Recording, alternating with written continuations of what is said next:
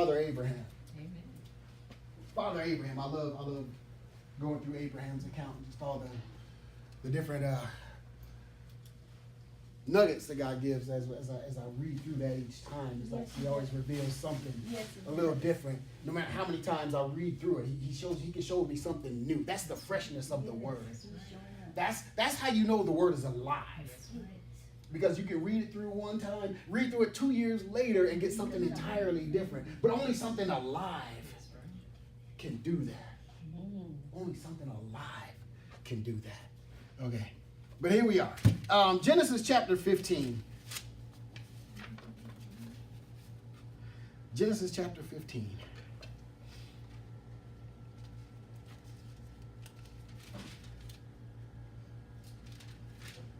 And if I could get somebody to read verses 1 through 5.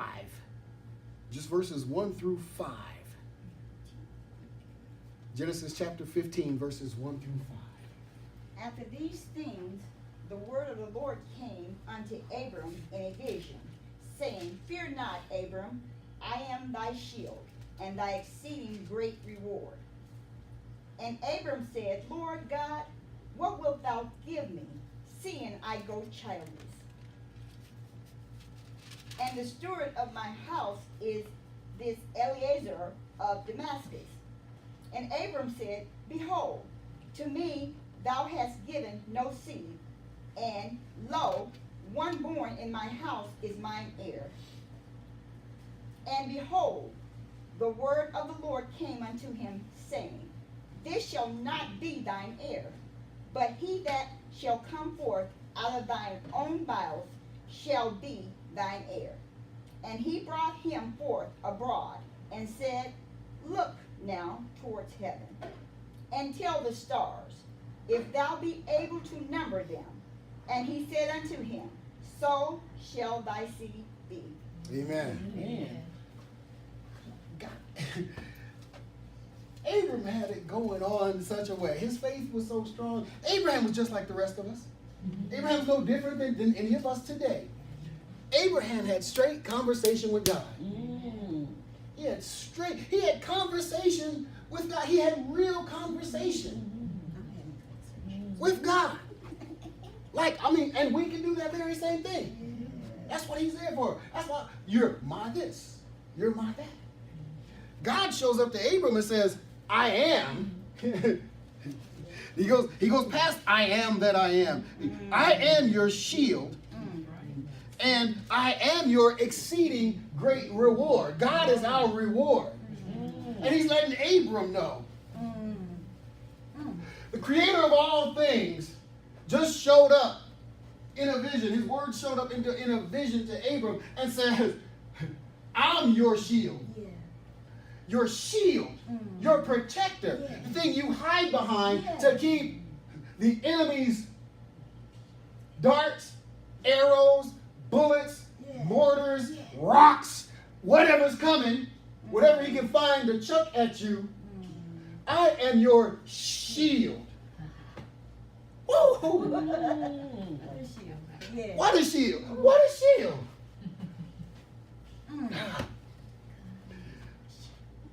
And Abram is Abram. He knows God. Not in a contemptuous way, because familiarity breeds contempt. So he's not contemptuously familiar with God. He knows God. He is intimate with God. They're having a conversation. God showed up and initiated this conversation with Abram. So here's God saying, I'm your great reward. I am your great reward. But Abram now, says, Lord God, what wilt thou give me? Seeing I go childless, and the steward of my house is this Eliezer of Damascus. Since thou hast given me no seed, and lo, one born in my house is my heir. What good is it? Abram's saying, what good is it for me to have all of this? Not demeaning God's value at all. No. Because that's not where he's going with this. We say, well, all this has been given to me. but I have nobody to give it to. I have no one to pass it on to. I have no heir. And that was his concern. It wasn't for himself. He says, I have no heir to pass anything on to. Eleazar of Damascus is the guy. He's the likely candidate. Remember, he's prior to Abram settling in the land that he's in, Lot was his most apparent heir. But in their affluence, they could not occupy the same land. So rather than Abram saying, we'll make yours mine and we'll bring you in as a part of my household, we have to separate. We have to separate. Sending away who would be his heir apparent. And now when God comes and speaks that blessing over Abram, Abram speaks from where he is. I have no heir. I have no heir.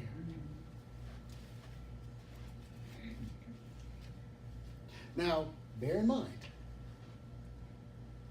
Abram has already received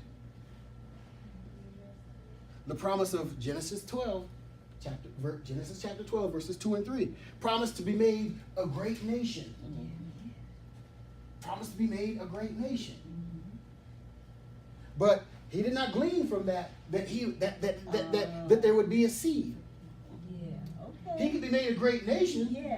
Based on the accumulation of things, based on the accumulation of. He can be made a great nation without having a blood heir.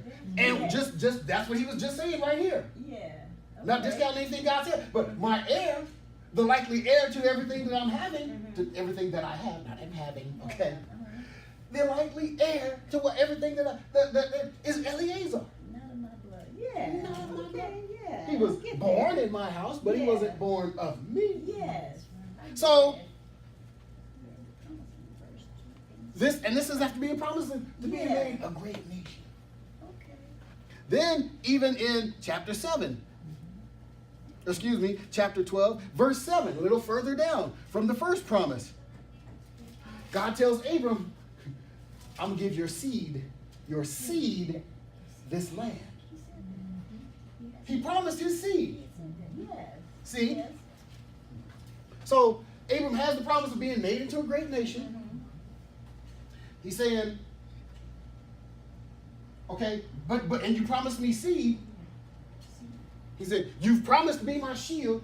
I know you are my great reward. I'm not discounting any of that. I receive all of that.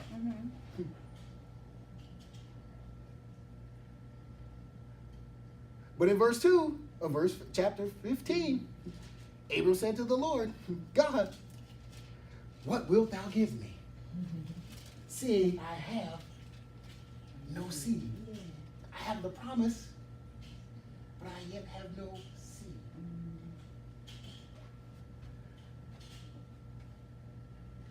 You might look and see that this is, and might perceive that Abram is being ungrateful.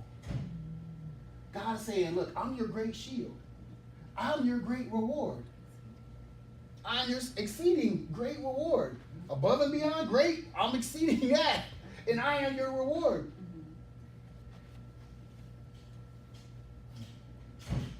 But Abram is simply putting God in remembrance of his word. And that's what God expects us to do. Put him in remembrance of his word. See, Lord, I receive you as my shield. And I thank you as my great reward. But you said, you'll give my seed this land. And that's even though he had to move on from that land, and when he moved on from that land, he stepped into a moment of weakness where he deceived the Pharaoh. Okay? They got past that. And in that time of after having dealt with that situation, he goes back to the land of promise now, sets up camp. And That's where he and Lot had to separate. Lot chose what he chose. Abram took basically what was left, and God blessed him. Blessed him in what was left. See, that's a little side note to us. Stop trying to take the best. Stop trying to seek the best. Stop trying to get first choice. Stop trying to needle others out of the way so you can get first choice. Because when you're, and the last shall be first, and the first shall be last. Abram chose last. But he was first. He was first. See? That was a little sidebar. And behold, the word of the Lord came unto him, saying, verse 4, this shall not be thine heir. No, that wasn't the plan. I spoke seed. That's not seed. This shall not be your heir. He said, I feel you, Moses. I feel you, Abram. I feel you. I see where you're coming from. I see what you did there. I see what you did there with the seed thing. I see what you did there. He says, no. But he shall come forth of thine own bowels and shall be thine heir. Heir, not error, heir. God says, if I say it, it's going to happen. If I speak it, it's going to happen. Promise keeper, waymaker, all of those. Promise keeper, waymaker. Because he had to make the way because Sarah was barren, remember? So yeah, promise keeper, waymaker. And he brought him forth abroad and said, look now toward heaven and tell the stars if thou be able to number them. Look up and talk to the stars and ask the stars if they can be numbered. Ask the stars if you can number them. God's put a little perspective on everything now. Because, see, even though Abram wasn't disrespectful, even though Abram wasn't in any way condescending, to God, he was calling down the promise. God said, okay, yeah, you're right, I did. But so you know how serious I am about this? Because I already told you, if the dust could be numbered, your seed will outnumber the dust. I already told you that, right?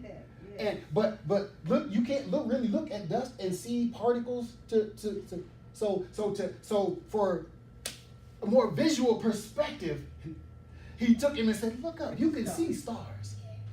You can see stars now. Let's get with this now. Let's go look up and you tell the stars and see if they can be numbered. That's perspective right there. That's a perspective. If thou be able to number them, he said, so shall thy seed be. Confirmed, stamp of confirmation, it shall come to pass. As soon as God spoke it, it was done. Yes. He already knew. God, it was already in, biblically speaking, God was already in Revelation speaking to Genesis. He's already in Revelation and speaking to Genesis. See, spoiler alert. He's got all these spoiler alerts throughout. Spoiler alert. Oh, don't tell me the end. Guess what? The end, we win. God wins. Spoiler alert. Okay, now, I'm skipping verse 6. I'm doing that for a reason. We're going to come back to verse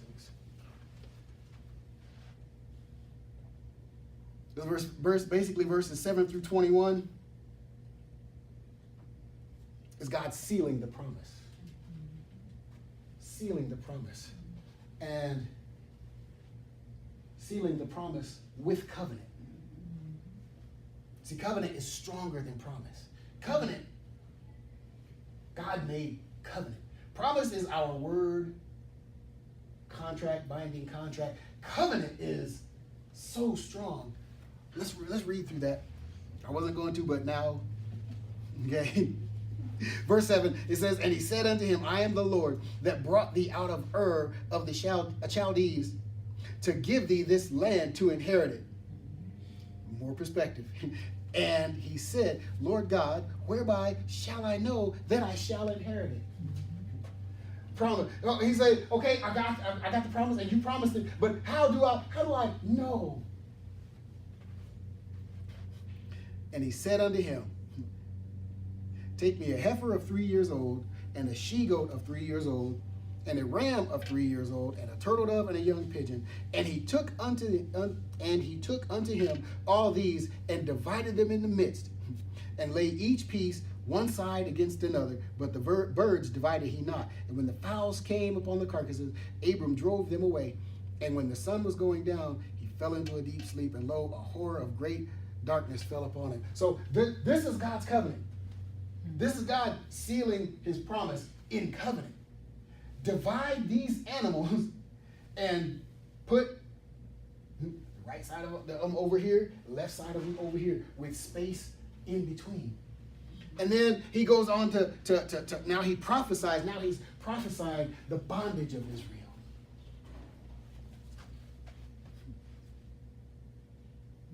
And he said unto Abram, verse 13, of a surety that thy seed shall be a stranger in a land that is not theirs, and shall serve them, and they shall afflict them for 400 years. Whew.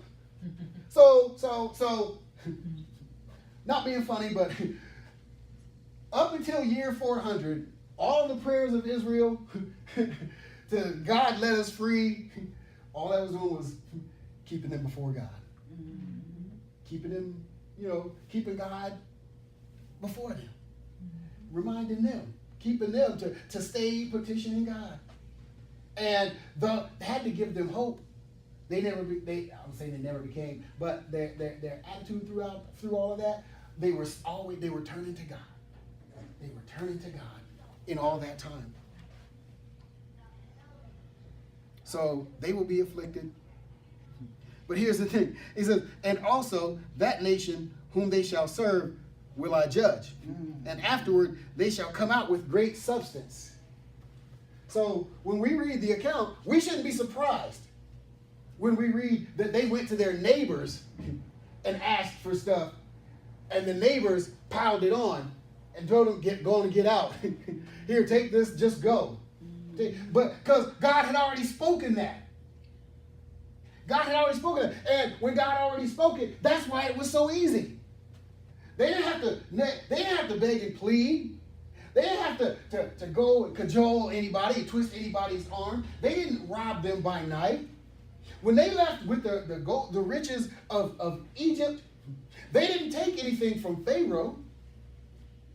They took the riches of the city, of the people, of the citizens. They left with their goods. Because God spoke that it was going to happen. God spoke that it was going to happen. So he spoke that they were going to go into bondage. They went into bondage for 400 years. 400 years of bondage so that they could come out of that city with the riches of the people. But that wasn't the 100% purpose. That wasn't the 100% purpose of why they went through all that. They didn't go through 400 years of suffering, having generations live and die in bondage just for the riches of the city.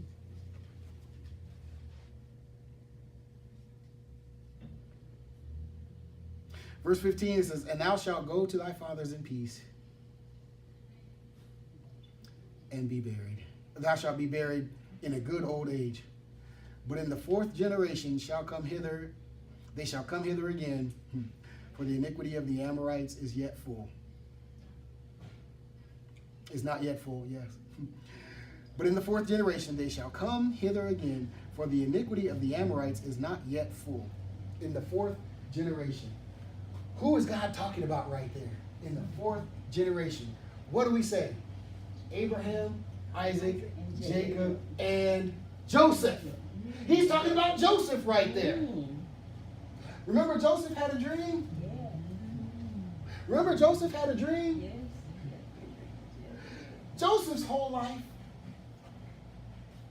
purpose of Joseph was to save his family, was to, and the fallout from that was that Egypt was preserved. because they went through famine, and he told the Pharaoh how to help, how that Egypt would conduct themselves, how that they would save their food from the boom harvest to make it last through the thin times. So Egypt was preserved by Joseph. Joseph's whole life was so that God's prophecy could come about. Yes. To get Israel to Egypt. Yeah. Joseph's whole life. Yes. It's that purpose. That's it. Purpose. Yes. Purpose. There's God purpose behind everything. Yes. Amen. Yes. Every suffering, every downfall, every lifting up. Jesus. The pit had purpose. Prison had purpose. Potiphar's house had purpose. And the palace had purpose. Yeah. 400 years of bondage had purpose. Abram's not having an heir had purpose. Abram's moment of weakness had purpose. His fear of Pharaoh had purpose.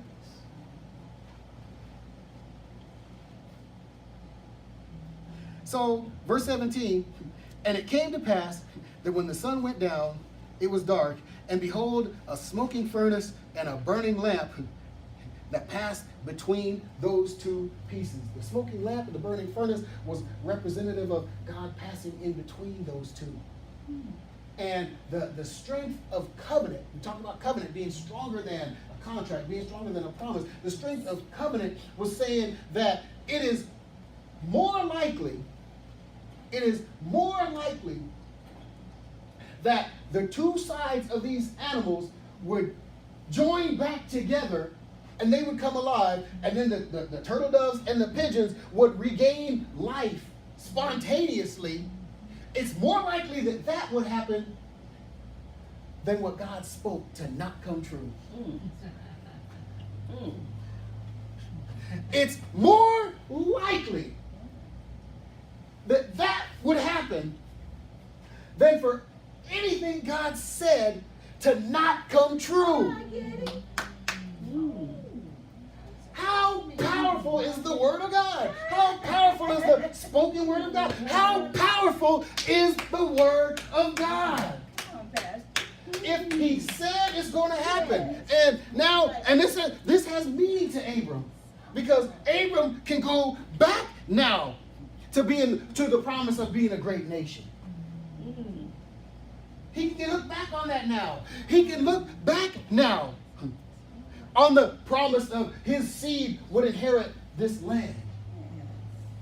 Now he can, with greater conviction, stand on the promise that his seed would come from his bowels. This is, I believe, from 10 to 14 years after it was initially spoken. So that time frame, you know they've been trying, and it hasn't happened yet. And now God comes and speaks promise of a seed. And Abram said, what shall you give me? It's not like we haven't been trying. We ain't seen nothing yet. And from actually a greater period of time passes than what had already passed to the fruition of the seed. So,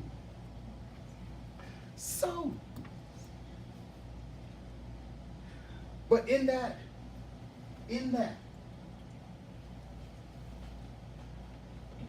God strengthened God strengthened Abram's resolve. Yeah. He had to let him go through this period of not receiving the promise. He had to. Then he spoke the promise again so that Abram would present his case in that manner.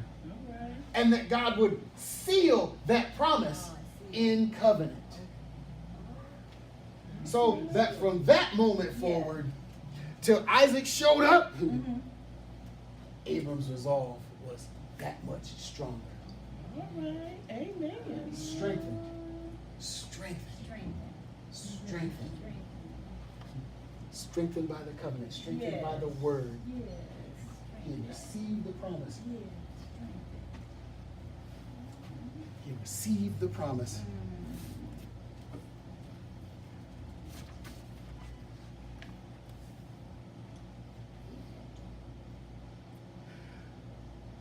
Verse 18, and in the same day the Lord made a covenant with Abraham, saying, unto thy seed have I given this land, from the river of Egypt unto the great river, the river Euphrates, the Kenites and the Kenizzites and the Cadmonites and the Hittites and the Perizzites and the Rephaim and the Amorites and the Canaanites and the Girgashites and the Jebusites.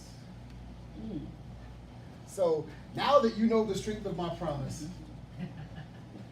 I'm reiterating the promise that your seed shall have this land. Yeah, all these people live here, but guess what? It's your land. Your seed. Glory. Your not yet manifested seed. Your only spoken by me seed, but as good as already here seed. Yes. Another sidebar. He promises Moses, he promises Abram seed. Yeah. But what good is it to have seed if you have no land? What are you going to do with seed if you have no land? You can't plant it. You can, but what you plant will belong to the landowner. It's no longer yours. It's no longer yours. See, in real estate, they got all these rules and laws and everything that if you sell a house and there's a crop in the ground and that crop pops up after you've sold the house, that you actually do have legal right to come back on and get that property. Get that. Okay? That's real estate. You see, God, he's not having to deal with laws and loopholes.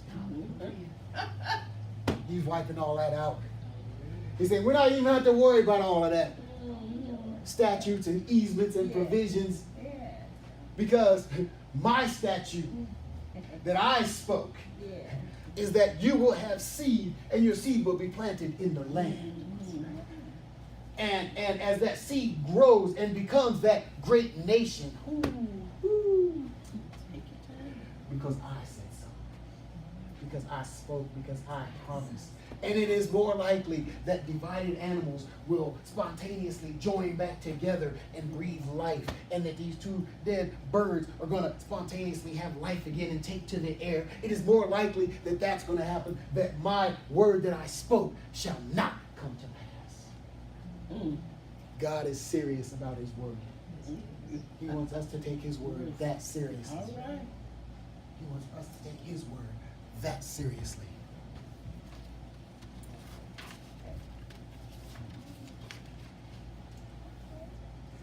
Now, let's go back to verse 6 of Genesis chapter 15. God reiterated, he at the end of their conversation, God confirms that Abraham will have seed of his own bowels. He confirms it. He speaks that it's going to happen.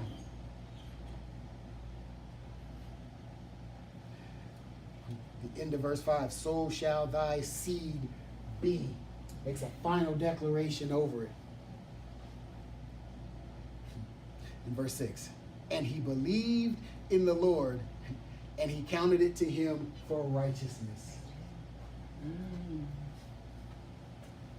His belief was counted unto righteousness. His belief was counted unto righteousness. God came to Abram while he was yet in Ur and said, get up out of thy father's land. Get up out of this place and go to a place where I will tell you. And Abram went. That is some serious faith. That is some serious obedience going on right there. But it wasn't counted to righteousness. Abram, the father of faith. There's a whole chapter on faith. Hebrews 11, the faith chapter, all these heroes of faith. But his belief was counted unto him as righteousness. His belief was counted unto him for righteousness. God spoke to Abram on his journey that he would give Abram's seed this land. And Abram was moved by that. He received it at that point. He built an altar where he heard it. Then he went he went on to another place and kind of set up camp and built another altar. But that wasn't counted unto him for righteousness. His belief was counted unto righteousness. Now, his belief in verse 6, his belief, Abram's, and he believed, from the Hebrew word aman, A-M-A-N. Listen to this definition. To build up or support. To foster as a parent or a nurse. To be firm. Be faithful. To trust or believe. To be permanent. Or quiet. True or certain. To go to the right hand. Assurance. Believe. Establish. Be faithful. Of long continuance. Steadfast. Sure. Surety. Is a trustee. Not trustee, T-R-U-S-T-E-E, trustee. T-R-U-S-T-Y. This was in the definition, okay? Trustee. Y'all know I make stuff up, but I didn't make this one up, okay? Verified. To turn to the right. Abram believed. Abram believed. There was a knowing. There was a knowing. And this was before God sealed the promise in covenant. This was before. That's verse 6. 7 through 21 is where he did all, God, he had to divide the animals and sacrifice the birds. This was before. So in his strong, firm, permanent, of long continuing belief, it was counted to him for righteousness. His belief, unwavering belief, it was counted to him for righteousness. His obedience was good. His faith was good. His worship was good. Those are the elements of relationship with God. But none of that means anything if he doesn't believe that whosoever believeth in him shall not perish but have everlasting life. Whosoever believeth in him shall not perish but have everlasting life. See how that translates over? See how that a simple belief. Simple belief is not simple belief. Simple belief. There's what I'm sure that if anyone had the audacity, if anyone had the gumption to come up to Abram and argue with him about the goodness of his God, they would have come away using words like stubborn, closed-minded, all those other, I could run down a list. You know? But that's belief that can be counted for righteousness. That's where God wants us. That's where God wants us. No matter what our circumstance looks like. Abram went to God based on what his circumstance looked like. And we know that it wasn't anything out of line because God didn't rebuke him. Because you know, in the Old Testament, you come to God the wrong way, you finna get it. You're gonna hear about it. Yeah. And if you come absolutely wrong, who? Watch out now. Yeah. Ask a priest who jingled in behind the curtain and got dragged out. Yeah. That's right. Righteous and just God. Oh, God. Same righteous and just God today. Yes, He is. Same righteous and just Same. God today. Yes. Nothing changed after the cross. Yes. Same. Same God. Same God. God right now, same God back then. Same God. But by the same token, the same God who, when He speaks into our lives, Yeah. when He comes in, He whispers something in, Yes. in a vision. Yeah. When we read His Word, And He just, yes. we gotta believe. There has to be a knowing Yes. that no matter what our situation looks like,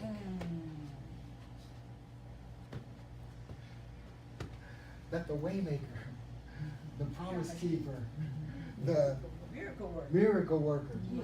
the light in the darkness, there has to be a knowing that He's gonna show up. Oh, yeah. There has to be a knowing Yeah. that He's gonna show up. There has to be an eager expectation that He's gonna show up. We don't plan B God. Yeah. It's easy to want to. Yeah. It's easy. That's what we want to do. Yeah. That's because the world tells us we undertake something, we got to have a contingency plan. Contingency plan. And in the world, by the world's schemes, by the world's works, by the world's ways, that's smart. Yeah. That's smart. It is. They didn't call it wise. We're demonstrating wisdom. But God doesn't need a plan B. But God is plan B. Yes.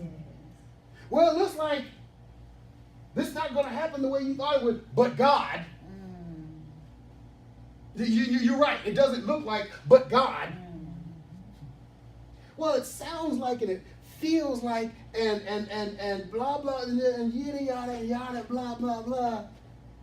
You know what? You're right. But God. And sometimes when you're talking to people, you ought to just blurt it out like that. God. Just, give them a shake. Give them a shake. Yes. But God. That way they'll remember not to come at you like that again. But God, from that moment forward,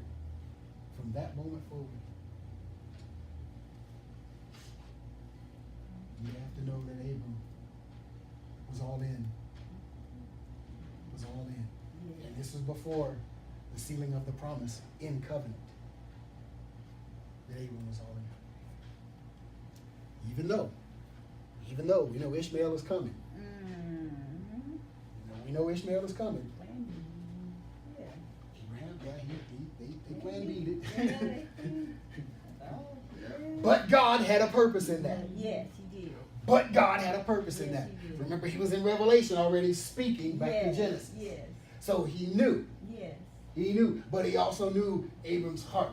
yes, He did. He also knew Abram's heart. He also knew the one with whom He was dealing. Yes, that's it. He also knew the one with whom He was Yes. dealing. So He was standing in Revelation, speaking Romans Oh, 8:28 into Yes. Genesis. Yes. Oh, See how the word See, we see it as working back to front. But God's working. He knows the end from the beginning. From our beginning. He already knows the end. It's already written. The waymaker. That's how we know he's the waymaker. See, the waymaker, he already knows what the steps are. He already knows what the steps are. So when he speaks, he's speaking from the end. Remember, that's what we have to remember. When God speaks, he's speaking from Revelation. We might be still sitting in Ezekiel. We might even be as far as Luke. But God is still speaking from Revelation. He's still speaking from Revelation.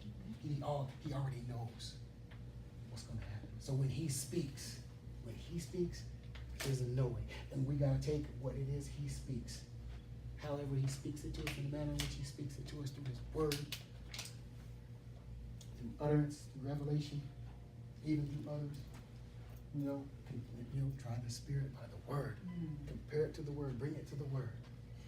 It's got to stand. It's got to stand according to the word. God deals with us according to his word. Yes, he does. He deals with us according to his word. So if somebody speaks something into our life, guess what? It has to line up with the word. Amen. It has to line up with the word. Amen. People are going to have their opinion. People are going to have their opinion, and they're going to speak that opinion with words sprinkled in there. That's right. See? But we take it and we put it to the word. An opinion gets filtered out. Yes, it does. Right. Word. And we can see That's right. where truth is. Yes. That's right. We can see what truth is. Yes. We know what God has spoken to us. We know what God has spoken over us. We know what God has spoken about us. So, somebody else comes in. Like what Paul, when he told the Galatians, no matter who comes in trying to tell you something different, even if I do, come in trying to tell you something different, don't you do it. Don't you do it. Don't you believe anything other than the truth of the gospel. I don't care who brings it. I don't care who it is. That's how we got to be. That's how we got to be. And he believed in the Lord, and he counted it to him for righteousness. Whoa. It wasn't the worship, even though that was important. The faith and obedience were all important, but those were evidences. Those were evidences of the fact that he believed in God. Amen. Amen. Let's give God some praise today. This has been awesome. Holy, loving, and righteous God.